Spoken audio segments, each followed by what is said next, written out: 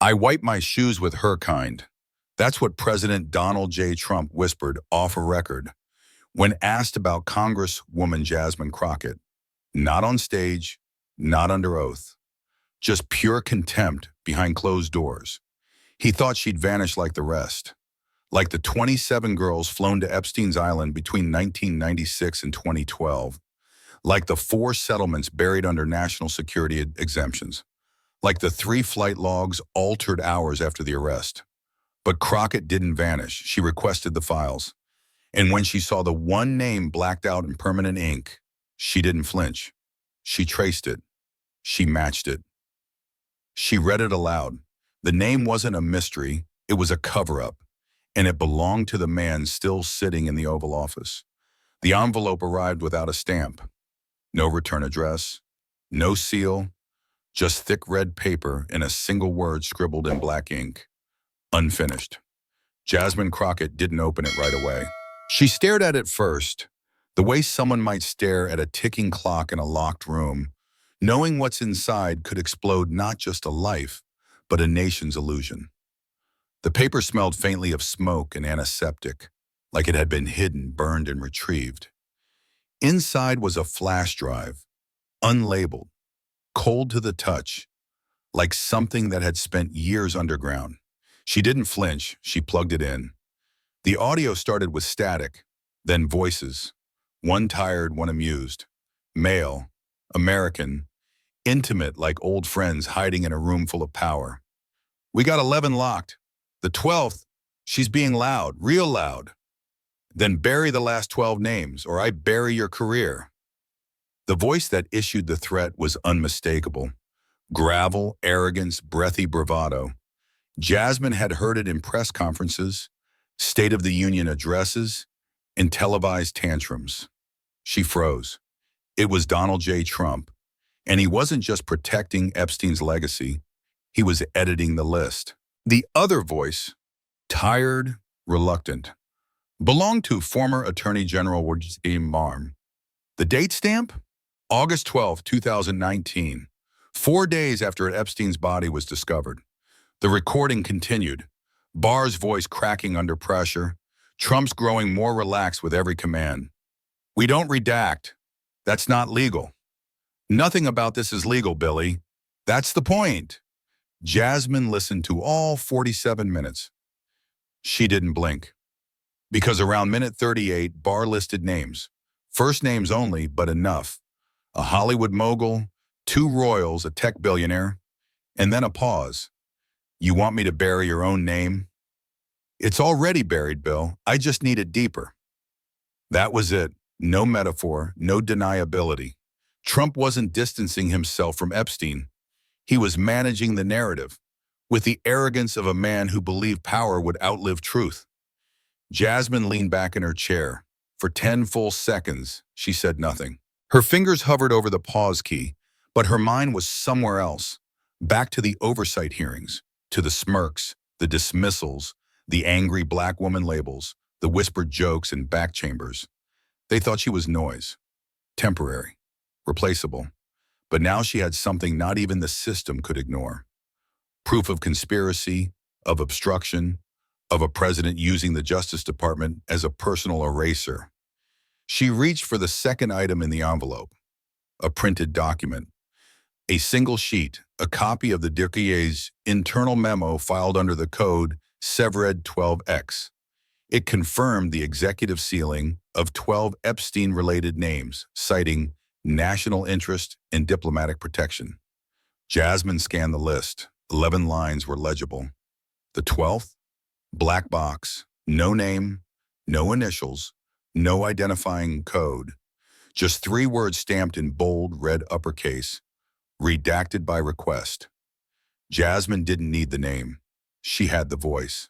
She sat in silence for another moment, listening to the hum of the air conditioning, the faint traffic beyond her Capitol window, the distant murmur of a democracy that had no idea its seams were splitting. Then she moved, slowly, deliberately, like a woman placing a match beside a fuse. She called no aid. She made no press statement. She didn't post or leak or tweet.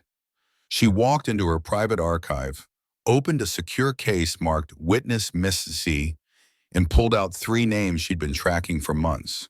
Survivors who had filed lawsuits, had their cases silenced, then vanished from public record. Their stories matched the voice on the tape. One even mentioned a man with gold cufflinks who paid for silence and care.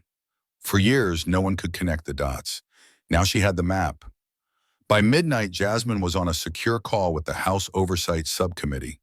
Not screaming, not shaking, just firm, measured.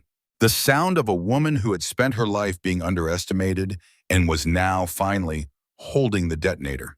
I have reason to believe that the sitting president of the United States not only had financial and personal ties to Jeffrey Epstein, but actively ordered the concealment of names, including his own, through unlawful directives to the Justice Department. Silence on the other end. Then a voice, calm but cautious. "Congresswoman Crockett, do you have this in writing?" She looked down at the page, then at the flash drive. "No," she said, "I have it on tape." Across town, inside the West Wing, Donald Trump was meeting with advisors about an economic summit. Cameras were flashing, reporters barking questions. The country debating gas prices and foreign tariffs. Not a soul in that room knew that 48 hours later, the word impeachment would crawl across every screen in America. But Jasmine knew, because sometimes truth doesn't arrive in a headline. Sometimes it arrives in an envelope, unsigned, unmarked, undeniable, and sometimes it has a voice. 2 days later, that voice echoed in room 117 of the Rayburn House office building. A special oversight hearing was called. No press leaks, no committee leaks, no announcements. Just a closed-door session marked sensitive, classified, pending review. Jasmine Crockett sat at the head of the panel, her hands calm, her eyes sharp.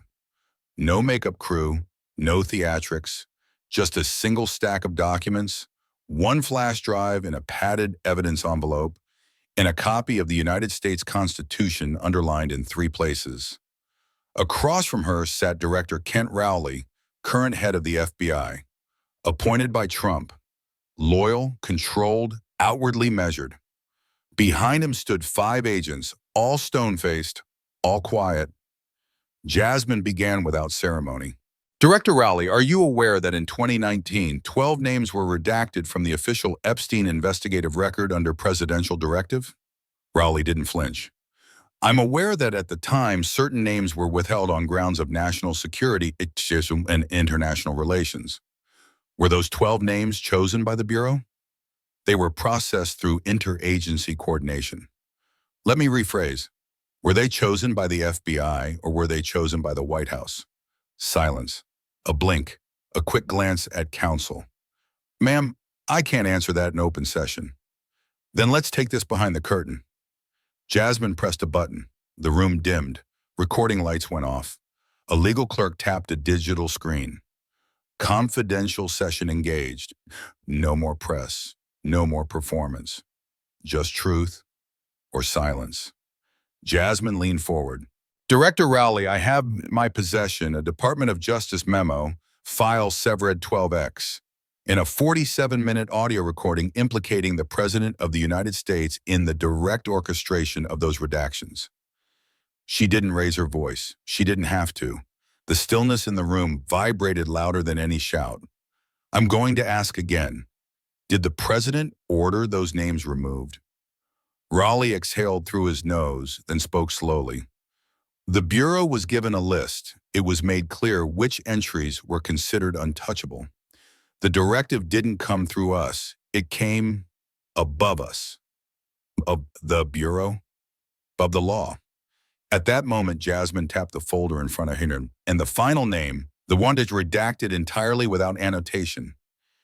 "Do you know whose it was?" Raleigh paused. "I was told not to ask." "I'm not asking if you were told not to. I'm asking if you know." He looked her in the eye. For the first time, his voice dropped a register. "Yes. Say it. Say, Donald John Trump." The room didn't move. For 3 seconds, even the lights seemed to flicker under the weight of that name spoken aloud. Not as a candidate, not as a president, but as a man under suspicion, a name that no longer commanded fear, but provoked reckoning. Jasmine sat back. Let the record show that the current director of the FBI has confirmed under oath that the sitting president's name was among the redacted in the Epstein files. The clerk nodded, stamped the record. The system, known for drowning such truths in delay, just took a breath it could not take back. 2 hours later, the session was made public. The hearing replayed on CS-PAN, muted at first, then trending on every screen across the country. Jasmine Crockett, no longer the woman they dismissed as loud, emotional, disposable, was now the woman who cracked a federal wall that had stood for 17 years. The president responded swiftly. From the Rose Garden, under full cameras and red carpet optics, Donald J. Trump addressed the press. This is a pathetic smear campaign from a nobody congresswoman with an axe to grind. I've never been on any list. I've never needed to hide anything. This is political theater from the radical left and a woman who's craving her 15 minutes. He smirked. The cameras flashed.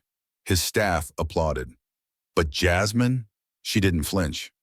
Standing on the Capitol steps the next morning, she delivered a single statement to the public. I don't need revenge. I need the truth, and the world needs it too. Then she walked away. No press tour, no book deal, no camera grin, just a woman holding the weight of a nation's silence and refusing to let it fester one moment longer. And somewhere deep inside the archives of a justice system built to forget the wrong kinds of names, a door had creaked open. The shadows had finally spoken, and this time they had done it under oath. 3 days later, Jasmine Crockett opened another door, this time in front of 84 million Americans. The hearing room was packed, and not just with chairs. Tension filled the air like static before a lightning strike. There was no music, no preamble, just Jasmine, calm in a charcoal suit, carrying a thin silver case she placed silently on the table. The seal on the case read by AA, Recovered Data Division. She adjusted the microphone. Today's testimony won't be based on rumor or recollection. It won't rely on character witnesses or partisan memory. It will come directly from the black box of Jeffrey Epstein's private jet, tail number N908JE, recovered, decrypted, and time-stamped. A ripple moved through the room. Reporters leaned in. Phones were raised. But Jasmine wasn't speaking to the press. She was speaking to history. She clicked a remote. The screen behind her flickered to life. 3 flight paths appeared. White lines cutting across maps of Florida and the Caribbean. The timestamps were unmistakable. January 4th, 2010.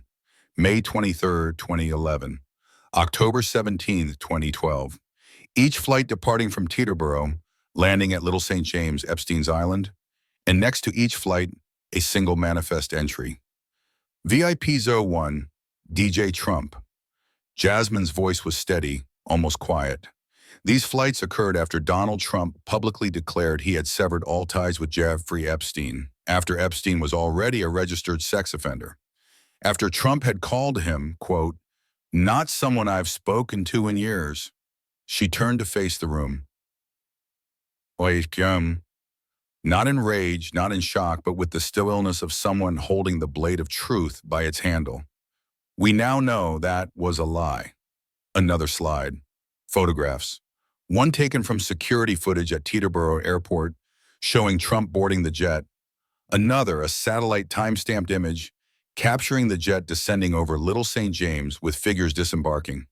No faces, but one man in a red baseball cap. And the final image, a luxury SUV waiting at the airstrip of the island. The license plate matched Trump Organization's private fleet. The room didn't erupt. It sank. Some truths don't scream. They whisper so loudly they swallow oxygen. On screen, Jasmine brought up one final image, a calendar event from the White House visitor logs, showing Trump publicly attending a charity gala in New York on the exact night his black box showed him landing in the Virgin Islands. He wasn't in Manhattan. He was with Epstein. She said it without drama, because truth doesn't require theatrics when it can prove time itself was rewritten. At the White House, chaos was instantaneous. Trump's communications team cut all press briefings for the day. His chief of staff was pulled from a radio interview mid-sentence. And in the Situation Room, where strategy was normally reserved for national security, an emergency order was drafted. Effective immediately, all live broadcasts from the House Oversight Committee are to be suspended until further notice. C-SPAN went dark. News outlets scrambled to restream through mirrors and leaks. But the damage had already been done. Millions had seen enough. That night, Trump addressed the nation, not from the podium, but from behind a gold-trimmed desk in the East Wing, framed by flags and fury. He didn't deny the flights. He attacked the messenger. This Congresswoman, this disgrace, has weaponized lies and deep fakes to destroy our democracy. I never flew on that plane. I never visited that island. This is a digital witch hunt cooked up by radicals and race baiters. He leaned forward, eyes narrowed. We're not going to let America fall for this stunt. We're not going to let one angry black woman tear down what we built. But by then, it wasn't just Jasmine's voice carrying through the static. It was the data, the flight logs, the timestamps, the photographic metadata.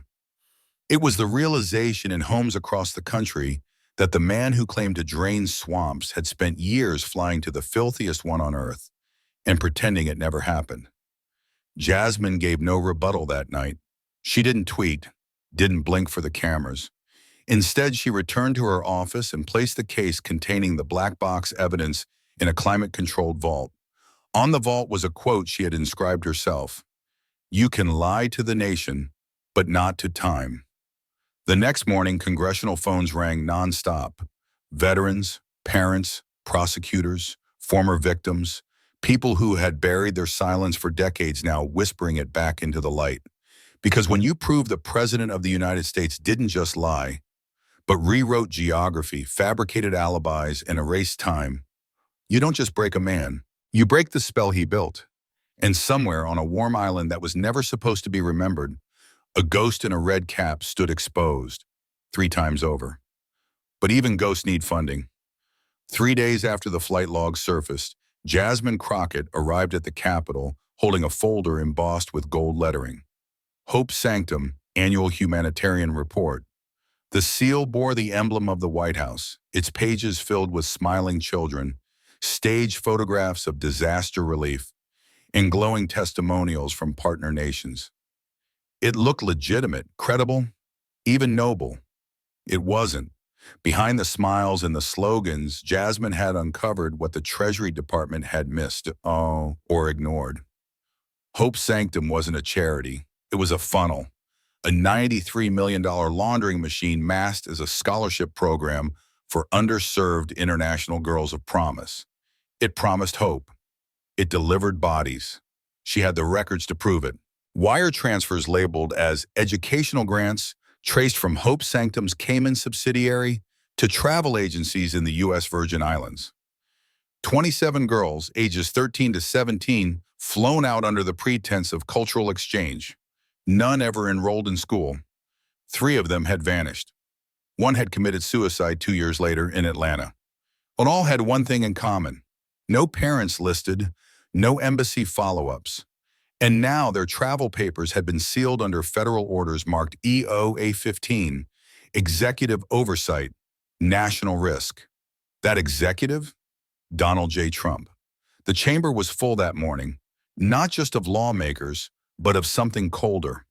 The kind of silence that doesn't come from awe, but anticipation. They were waiting to see if Jasmine Crockett had finally overplayed her hand. If this would be the moment her voice cracked. If the evidence would collapse, if the narrative would finally shift away from her. Instead, she rose from her seat, walked to the center of the hearing floor, and placed 3 documents on the projection screen: banking records, interagency memos, and 2 student visa applications signed by Hope Sanctum officials. Then she pulled up the 4th. It was a picture. A girl. 14, standing in front of a small private jet, smiling awkwardly at the camera. Behind her, barely visible, 2 men. One wore sunglasses, the other a red tie and a smirk. She zoomed in. The girl's name was Marissa N. She was told she won a scholarship to study art in France.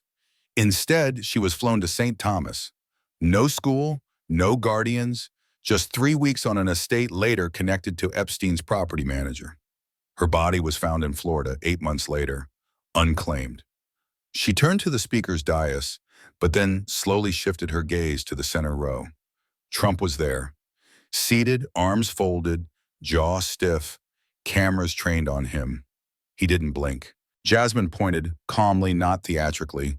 You signed the executive order that sealed her file. She walked closer. You authorized the funding that flew her there. She stopped just short of his desk. You built a sanctuary for predators, not hope. No one breathed. Trump leaned back in his chair, forced a smile, and whispered just loud enough for the microphones to catch. You done yet? Jasmine didn't answer. She raised her hand to signal the clerk. The next slide came up, a flowchart starting with Hope's sanctum and ending in shell corporations connected to Epstein's longtime accountant, Richard Banning, now dead. In the middle, circled in red, a holding company under the name Melford Trust, controlled through a proxy by a familiar name, Eric Trump. That's when the gasps started. Because what Jasmine had just done wasn't accuse a man of a crime. She had revealed a system, a conveyor belt of exploitation dressed in policy and praise, one that ran from a desk in the Oval Office to the back rooms of an island never meant to exist on maps. Trump stood up, fists clenched. He tried to speak, but the speaker banged the gavel. Mr. President, you are not recognized. He sat back down. The live stream had been reinstated after public outcry over blackout orders, and now it surged. The hearing was being broadcast across all platforms. Seniors in nursing homes were watching. Veterans, teachers, mothers, survivors. They saw a man shrinking, and a woman standing taller than the institution she stood in. Jasmine closed her folder and said one last thing before yielding her time. I was told this place protects monsters. That power writes immunity into stone. But I've looked at the stones, I've read the names, and I'm here to carve a new one, where the victims are remembered and the predators are finally visible.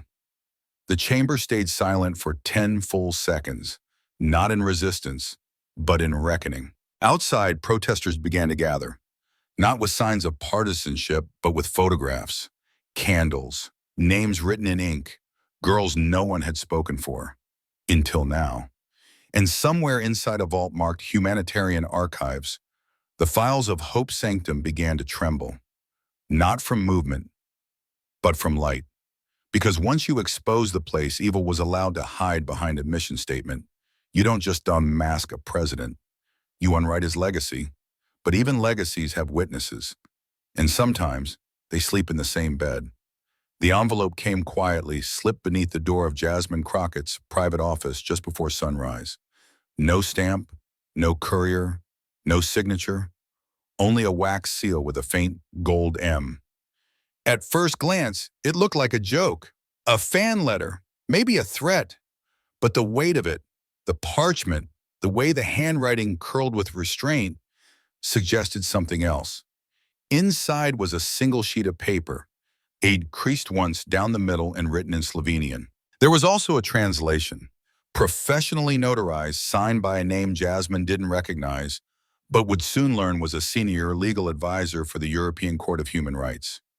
The title of the page, To be opened in the event of my death. Melania Naus Trump. Jasmine read the first line, and for the first time in this entire investigation, her hands trembled. If I die by accident, illness, or anything they call natural, I ask that this page be made public, because no silence is worth surviving if it protects the thing that nearly killed you. The handwriting was slanted, sharp, elegant, like a woman who had learned to keep every emotion inside the wrist and only let it out on paper. He once told me, during a fight, in that voice he reserves for when he forgets I am a person, you were the only one over 18, the only one I didn't have to hide. Jasmine stopped reading aloud. The chamber, though not yet in session, had stilled. The remainder of the page was a stream of memory, trips Melania never consented to, Guests she wasn't allowed to question. Nights she left the East Wing and found him in the map room with men she didn't recognize, and girls whose names no one ever asked. They said it was national security, that I was just paranoid, that my duty as First Lady was to smile, decorate, and let the machines move. The machines, that word sat heavy. She ended the letter with a note to her lawyer. You'll know when it's time, when the world is asking questions and I'm not allowed to answer. That's when you hand this over. It had been 3 years since Melania Trump disappeared from public life. No official statement, no confirmed location. Some said she lived quietly in Slovenia. Others whispered she had entered a private asylum in the Swiss Alps. None could prove anything. The silence was absolute, until now. Jasmine ordered the letter to be forensically tested. Within 48 hours, the FBI's handwriting analyst returned a report. 97% match with Melania Trump's authenticated White House correspondence. The remaining 3 deviation due to emotional distress, not inconsistency. Trump called it fake. He stormed onto Truth Social at 3 a.m., typing in all caps, "Total lies, never said that. Melania loves me. This is radical left fiction." The next morning, he addressed reporters on the South Lawn. "This is the most disgusting smear they've thrown at me yet. My wife, our First Lady, would never write such garbage. It's deep state forgery. Another attack on the family they can't break." But Jasmine didn't flinch. She brought the physical letter to the Oversight Committee, along with 3 new testimonies. 2 former White House staffers who had seen Melania writing alone in the solarium after private arguments, and 1 translator who confirmed being asked to convert a sealed letter from Slovenian to English. Just in case. Cameras rolled. The hearing aired live, and then Jasmine read the last paragraph aloud. "I was not the worst thing he did. I was just the one old enough to remember." The chamber fell still again. This time not from shock, but sorrow. Jasmine folded the letter gently and looked toward the empty seat reserved for the president. Trump had refused to attend the session. Instead, he held a counter-rally in Tallahassee, shouting into a microphone as supporters cheered, not for justice, not for truth, but for the illusion of strength unraveling. But the viewers weren't watching his rally. They were watching a woman alone at a desk, reading the final words of another woman who once stood beside the most powerful man in the world and slowly realized power does not protect. It consumes. Somewhere in the quiet corners of a home Melania may or may not live in anymore, her truth had been spoken. And for the first time, it echoed louder than his denial. Because when the First Lady leaves behind a will of memory instead of money, she's not writing to be remembered. She's warning us not to forget. The voice arrived anonymously, just like the others, but this time it didn't come on paper. It came on tape. A former bodyguard of Jeffrey Epstein, once dismissed by the FBI as unreliable, later found working security in a remote port town in Panama, had decided to speak. Not to a journalist, not to the DOJ, but to a woman who hadn't stopped knocking on doors since the first envelope was slipped beneath hers. Jasmine Crockett received the file through a secure drop server, time-locked and voice-encoded. The file was titled simply, Lucia. She listened in her office, lights off, curtains drawn. At first it was ambient noise, waves, wind, static. Then 2 male voices, one gruff, one sharp, and one of them unmistakable. She says she'll go to the press. How old is she? 17.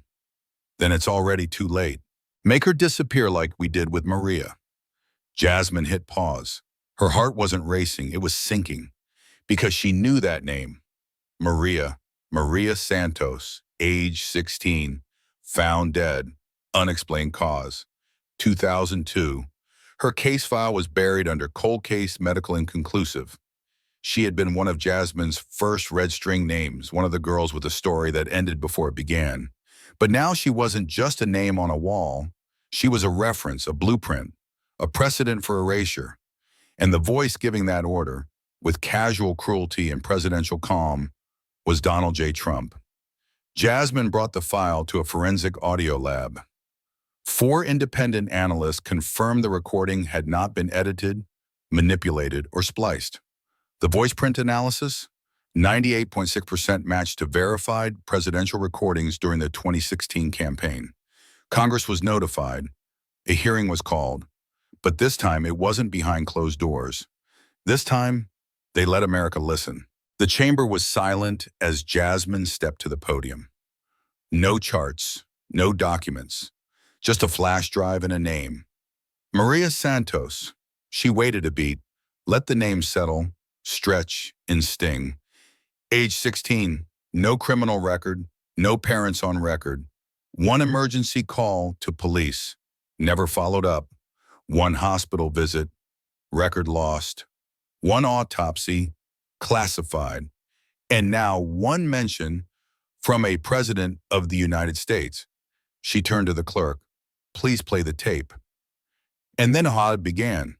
The audio echoed across the chamber, projected clearly like a confession in slow motion. No edits, no commentary, just the voices, the command. Make her disappear like we did with Maria. No one moved. No one coughed. Even the usual partisan murmurs died in the air like moths against a flame. Jasmine stepped forward, locked eyes with the president seated 3 rows away, and said with calm precision, "You didn't just erase her name. You referenced her like a tactic, like a tool in your belt, like a warning to others." Trump sat motionless. His lips were tight, his hands folded, knuckles white. Lucia, Jasmine continued, was 17. She was scared. She thought speaking up might save her.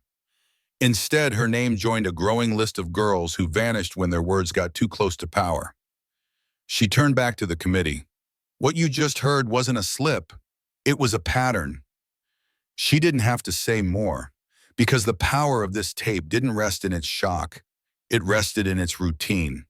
The way the words had been said before would have been said again until someone answered them.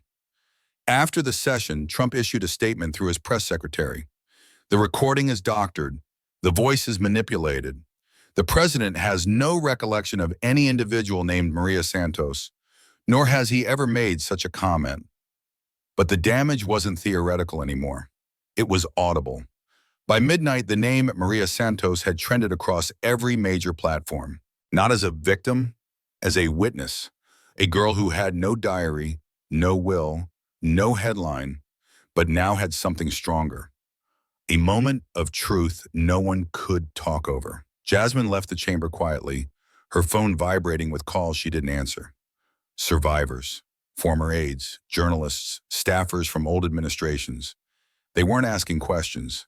They were saying the same 2 words, "I remember."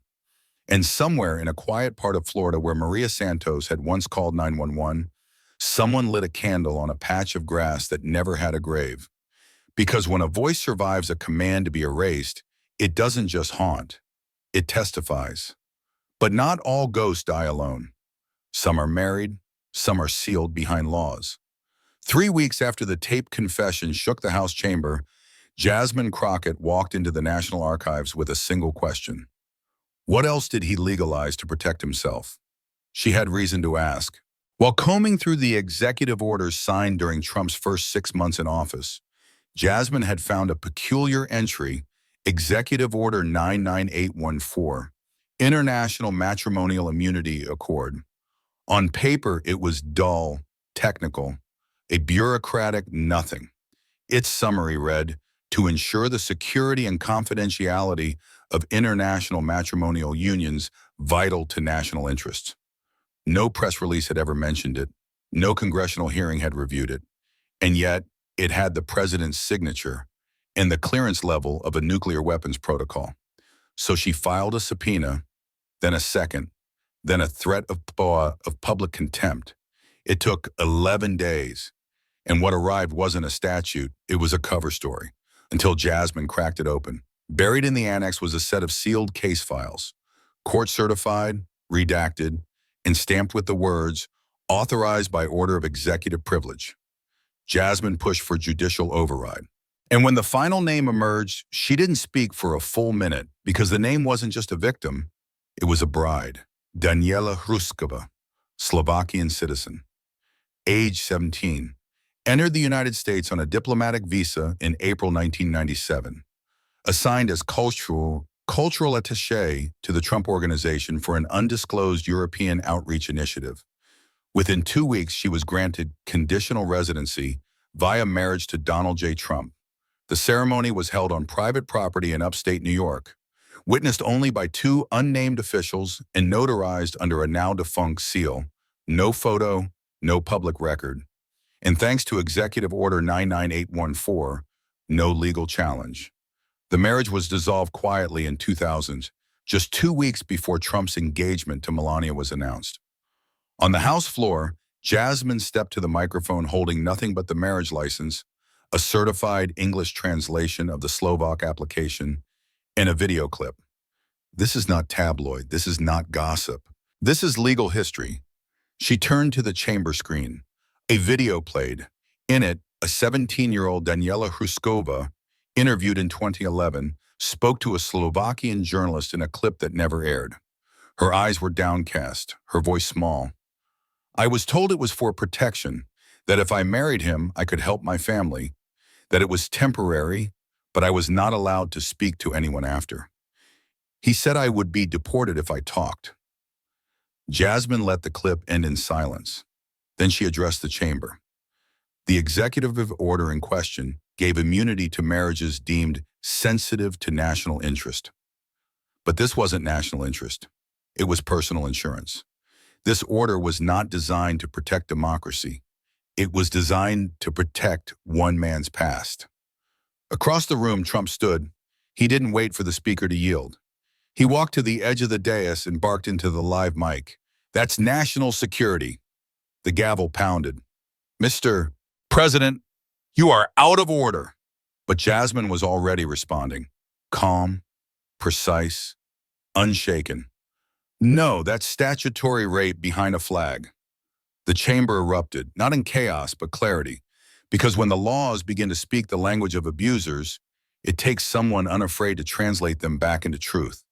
Trump tried to walk out, but the press corridor was already sealed. Dozens of reporters waited. And outside the building, hundreds of women held up wedding certificates with one word written across them: not consent. That night, Jasmine held a press briefing, not with lawyers or political consultants, but with a panel of immigration attorneys, international rights advocates, and former victims of coercive marriages. We're not just dismantling a man, she said. We're dismantling the architecture that allowed him to rewrite abuse as patriotism.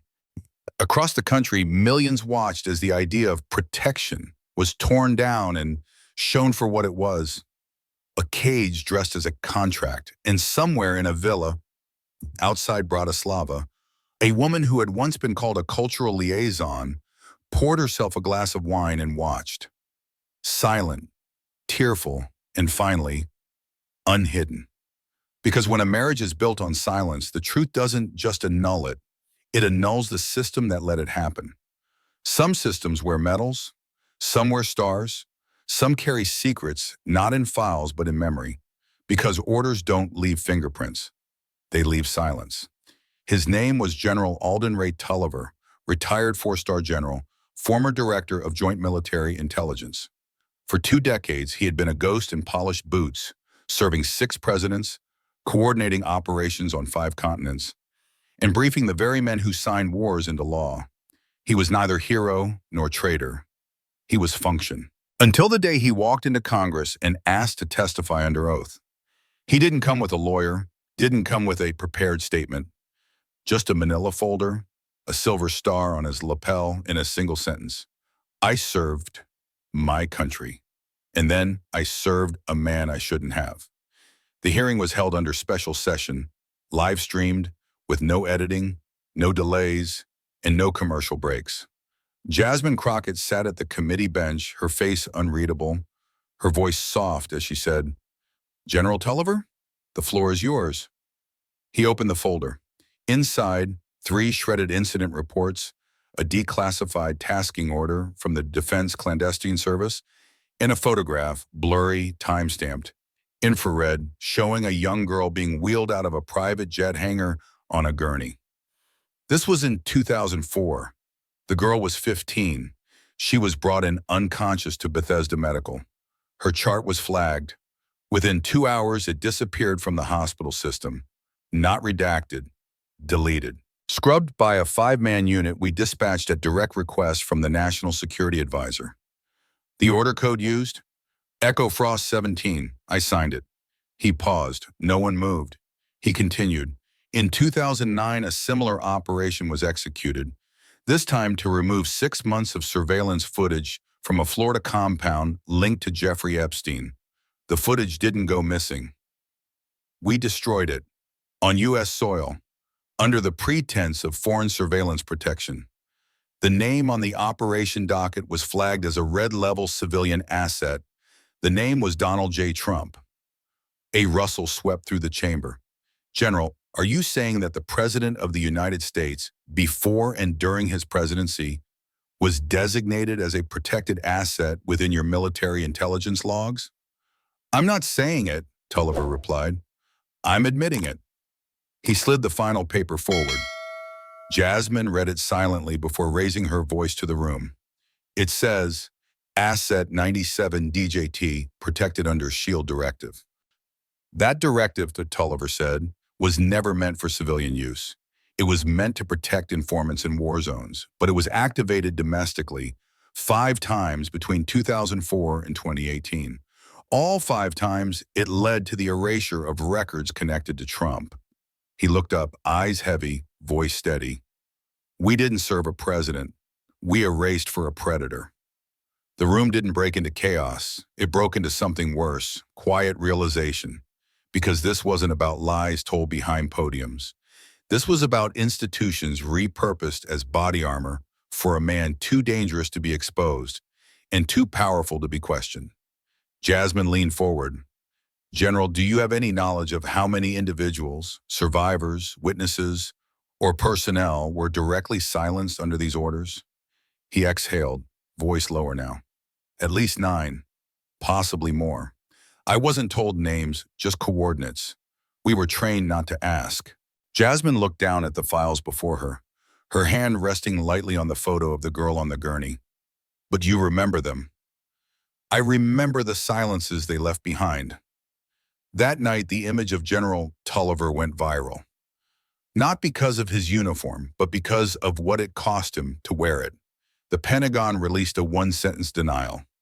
We have no record of any operation titled Echo Frost 17. But by then, the public didn't need confirmation. They needed conscience.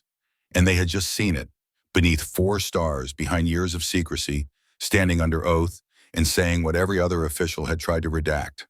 That the machine of power had worked exactly as designed, but not for justice, not for safety, for erasure. And somewhere deep inside an underground military archive, a folder labeled SHIELD 97 DJT sat untouched in a digital vault no longer secure. Because when the military forgets who it serves, it doesn't protect the country. It protects the wrong name. Some truths are spoken, some are documented, but the ones that change everything are seen. The file was titled AR5 1800 BMP. No metadata, no preview, just a silent file pulled from a decrypted drive retrieved from a seized property in the Virgin Islands. Labeled simply Amber Room 5. The Amber Room wasn't on any floor plan. It didn't appear in Epstein's architectural filings or interior blueprints. It existed behind a retractable wall of imported amber tiles built using Russian labor and shut tight with biometric locks. Inside it was a camera, hidden in a marble cherub's eye. And one night 20 years ago, it recorded something no one was ever meant to see again. Jasmine Crockett didn't release the file. She didn't have to. The DOJ's internal leak system collapsed after the SHIELD directive went public. Someone inside cracked, and the video went everywhere. No warning, no context, just play. The nation watched in silence as the screen lit up with low-resolution security footage. Dim, golden, almost sepia tone like a nightmare with no color. The room was opulent, a chandelier, velvet chairs, ornate mirrors, a polished grand piano, and at the center of the frame, Donald J. Trump, in a tuxedo with the tie undone, pouring liquor into a crystal glass. Across from him, a girl, small, thin, nude. She looked no older than 15. Her arms were crossed, shivering, her eyes fixed on the floor. Trump handed her the drink. She refused. He lifted it to her lips. She sipped. And then he pointed to the piano. His voice wasn't loud, but it was clear. Sing, you know the anthem. The girl hesitated. He pointed again. Do it, now. And she sang. In a voice cracking with fear and humiliation, she sang the Star-Spangled Banner as Donald Trump sipped his own drink and smiled. He clapped once, mockingly, when she finished, then reached for a remote and turned off the lights. The video ended. 72 seconds. That's all it took. No narration, no editing, no spin, just a camera staring into the rotted mouth of American power. The White House responded in minutes. Press Secretary Karen Wallace stood at the podium, her voice urgent. The video released today is a fabricated deepfake. It is the product of advanced synthetic media designed to mislead the public, incite unrest, and damage the reputation of the president. We urge all networks and platforms to cease distribution immediately. But AI forensics move faster than denial. Within 6 hours, 5 independent laboratories, including MIT's Media Authenticity Lab and the European Institute for Digital Integrity, released statements confirming the video displays no indicators of generative manipulation. We find a 100% biometric match on voice, facial structure, and motion signature to Donald J. Trump. The footage is authentic. C-SPAN rebroadcast the tape. Then CNN, then ABC, even Fox. The anchor didn't editorialize. She just stared into the camera and said, "We've all heard his voice. Now we've seen his face while she sang." The country didn't erupt. It buckled. Protests didn't start. They resumed, this time not for policy, not for elections, but for decency. Women stood in front of courthouses with flags over their shoulders and tape over their mouths. Veterans burned their old campaign hats. Children asked their mothers, why was she naked? At the Capitol, Jasmine Crockett convened an emergency session, not to explain the tape, but to confirm its origin. This room was used to film girls forced into compliance beneath the symbolism of patriotism. He made her sing the national anthem naked. That wasn't just abuse, that was a ritual. Trump didn't appear that day. He issued another video from the White House reading from a prompter. The tape is not me, it's a hit job by the radical left and foreign actors. You can't believe what you see anymore. AI can do anything. But it's America did believe, son, because it wasn't just the footage, it was the consistency, the voices, the patterns, the files, the names, and now, the face. Where, in a warehouse in Quantico, the original recording of Amber Room 5 was sealed as evidence. This time not under SHIELD directive, but under criminal investigation. But the truth was already free. And somewhere in a quiet house in Missouri, a mother held her daughter close while humming the anthem with tears in her throat, knowing now what had been done under its name. Because when the flag is weaponized and innocence is forced to sing beneath it, you haven't just failed a nation. You've defiled its soul. And a soul once violated does not heal in silence. The next morning, Jasmine Crockett stood before the Committee on Constitutional Oversight, holding a document no one in that room ever expected to see in real time. A formal motion to invoke Section 4 of the 25th Amendment of the United States Constitution. The title was clear, printed in bold, all caps, no ambiguity, petition to declare the president unfit for duty. It was the most serious move a sitting member of Congress could make without out tanks in the street. Not impeachment, not censure. Something rarer, more final. The Constitution provides for moments, Jasmine began, when the people cannot wait for a term to end, when ballots are not enough, when morality is no longer optional for leadership. This is that moment. She paused. The President of the United States is no longer capable of fulfilling the ethical, moral and civic duties of his office. His presence and power constitutes not just an embarrassment, but a danger. Her voice didn't rise. Voice didn't. It dropped into that cold, honest gravity that makes truth unignorable. Across the aisle, jaws were tight, eyes narrowed. The speaker called for order, but no one moved. The vice president, Gerald Finn, watched from a private viewing chamber, his expression unreadable. A war hero, conservative icon, and devout constitutionalist, he had stood beside Trump for 6 years, silently, loyally, cautiously, until now. The motion triggered the first of 4 procedural reviews. The cabinet was notified, military intelligence was briefed, and the public was electrified. The same night, 3 former military generals, including the recently retired General Alden Ray Tulliver, issued a joint statement. The commander-in-chief has violated the foundational ethic of leadership, the duty to protect. We support all lawful actions taken to safeguard the republic from internal abuse of power.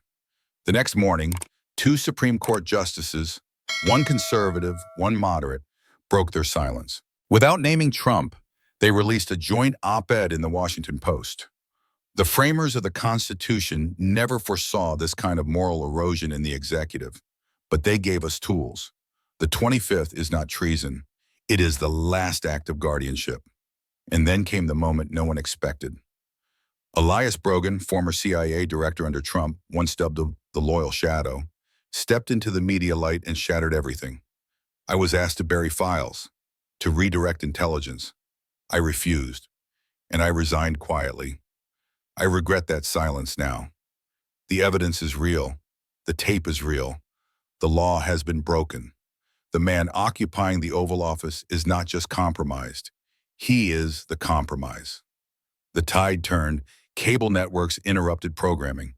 Editorial boards reversed their endorsements. Protesters surrounded the White House, not with torches, but with pages from the Constitution held high, waving silently like candles. And yet, Vice President Finn hesitated. He released a 1-sentence statement. I am praying on it. Jasmine didn't attack him. She understood. The 25th wasn't made for politics. It was made for conscience. So she gave him one more push. Back in Congress, she addressed the nation, not in rage, not in triumph, but in something deeper, something sacred. I didn't ask for this moment. I didn't run to bring down a man. But when leadership becomes danger, when the power of the presidency is used not to heal or unify or lead, but to hide and to hunt and to harm, she stopped. Let the words settle. Then we must act, not as partisans, but as patriots, because America was not designed to be ruled by a predator-in-chief. That sentence became a headline, then a chant. Not a predator-in-chief. It echoed in churches, classrooms, military bases, and the House floor. And somewhere in the West Wing, the president turned off his monitors, closed the blinds, and ordered every mirror in the residence to be covered. He didn't want to see the country anymore, because the country had finally begun to see him. The seat was already there before she walked in. Second row, front-facing, padded, reserved with no name, just a white card that read, Witness E17. Most people didn't notice her enter. She was plain, composed, silent. No cameras followed her. No aides flanked her. Just a thin woman in her early 20s with deep eyes and dark curls, wearing a navy blue dress and shoes that hadn't seen a red carpet in their life. When Jasmine Crockett rose and introduced the final witness of the day, she said only, she wasn't supposed to exist, but she does. And she asked to speak. We let her. The woman walked slowly to the microphone. She didn't look around, didn't scan the room. She looked down at her folded hands, then up into the chamber, and finally into the lens of America. My name is Ariel Santos. There was a pause. No one breathed. It wasn't the name itself, it was the gravity it carried. Maria Santos, 2002, age 16, found dead, cause inconclusive. Ariel continued, I was born in January 2003 in a private clinic under a false surname. I never met my mother. She died 2 months later. The death certificate says sepsis, but her body had signs of trauma. No one investigated. No one asked. She reached into her coat and pulled out an envelope. Inside, a DNA test, lab certified, triple verified, with the name Donald John Trump in bold letters. Under it, paternity probability, 99.997%. He is my biological father. The room shattered in silence, not from disbelief, but from the knowledge that they'd seen it coming and still weren't ready. Ariel didn't flinch, her voice didn't shake. I grew up in exile, foster homes, names changed, files sealed. But when I turned 18, I started digging.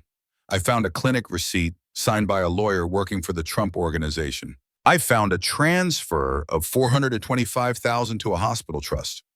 Then I found my mother's file, and in it, I found his name.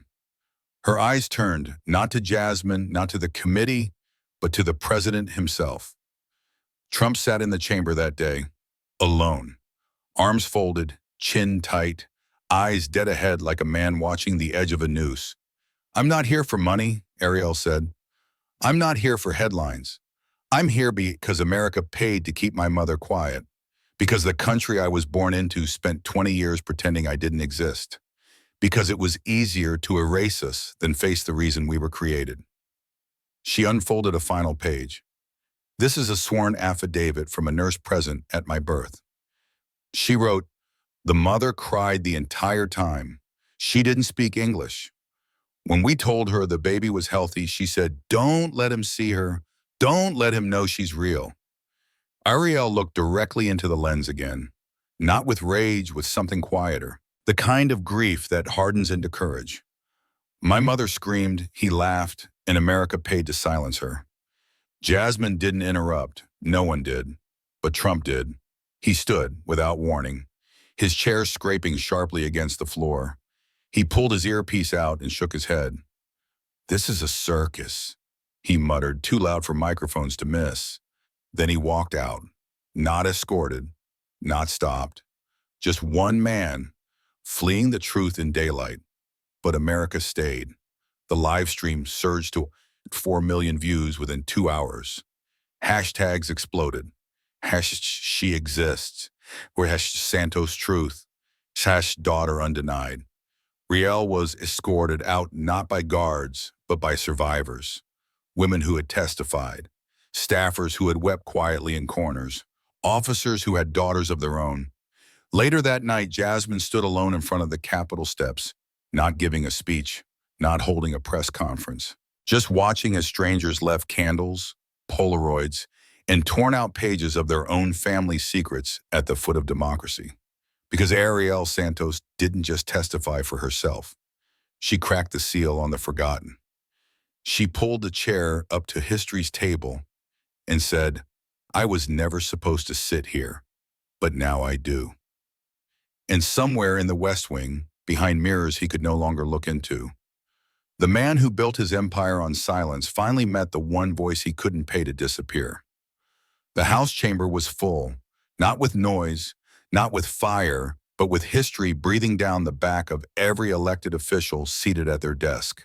For the first time in modern memory, the floor vote wasn't just about a man, it was about the system that had protected him, then turned. At 10:17 a.m., the speaker banged the gavel. We moved to Article 1, Abuse of Power. By 10:34, it passed. Votes, 357 yea, 76 nay, 2 present. Article 2, Obstruction of Justice through Witness Suppression. Passed, 369 yea, 63 nay. Article 3, Transnational Sexual Exploitation and Federal Conspiracy to Traffic. Unanimous, even from former allies, even from those who once defended the tape. Article 4, Betrayal of National Trust and Violation of Constitutional Oath. And then came the final vote. 415 in favor, 13 against, 6 absent. The chamber didn't cheer, they didn't cry, they exhaled. Outside, the Capitol lawn was covered in letters, not signs, not slogans, but letters mailed in by Americans over the past 3 months. Testimonies, pleas, names. One envelope was addressed, "For the country I believed in before he made me doubt it." The moment was broadcast live on 91% of all U.S. screens, from jumbotrons in Times Square to break room televisions in Alabama diners. The military stood by, but not on alert. The transition had already begun. The silence was already ending. At 12:03 p.m., the sergeant-at-arms approached the White House gates. Trump was still inside. He had refused to vacate when the motion passed. Instead, he retreated to the treaty room, surrounded by velvet drapes and two television sets turned off, staring at each other like mirrors ashamed of their reflection. He didn't speak when they entered. No cuffs, no press, just protocol. He stood, straightened his jacket, adjusted his collar like a man preparing for a photo that would never be taken. Outside the West Wing, the rain began. Not a storm, just a soft, steady fall, the kind that washes but does not cleanse. Jasmine Crockett stood at the Capitol steps, watching the stream. She didn't hold a press conference. She didn't hold up the Constitution. She held her hands together like a woman in a chapel that wasn't built with walls. Reporters swarmed, asking what this meant. What came next? She answered only this: he ruled like no one could touch him, until truth did. At 1:12 p.m., the doors of the White House opened. The camera crews, already locked in position, zoomed in with the hunger of decades denied. But no sound came. Only the shuffle of footsteps, the creak of old hinges, the fabric of a nation stretching in painful, necessary movement. Donald John Trump was escorted out by federal officers, not in shame, not in glory, but in silence, the one sound he had once weaponized, now turned against him. He didn't wave, he didn't look back, and when he reached the threshold, he paused, just once, not to speak, but to scan the hallway behind him. Empty now, no more handlers, no more mirrors, no more empire. The camera caught every frame, no commentary needed, just a man, just a door, and then slowly, it closed. Power is not what you hold, it's what you choose not to bury. A nation does not fall because of one man's cruelty, but because too many call it inconvenient to confront. In the end, silence did not protect the guilty. It made their echoes louder, and when the truth finally spoke, it didn't roar. It remembered. And that was enough to set a country free. If this story made you feel something, don't scroll. Sit with it. Share it. Let it echo. Tag someone who still believes that truth belongs not to the powerful, but to the brave. Subscribe to Harrison Stories, where we don't just tell what happened. We ask why it was allowed to happen for so long. Hit the bell because the next chapter will be uncomfortable. It's raw, it's necessary, and it might just change how you define justice. This is a dramatized story, fictional in form, but grounded in real patterns, real silences, and the real courage it takes to break them. Any resemblance to actual persons or events is either coincidental or intentional for reflection and truth-telling. Thank you for watching, because justice isn't a gift, it's a fight. And this is Harrison Stories.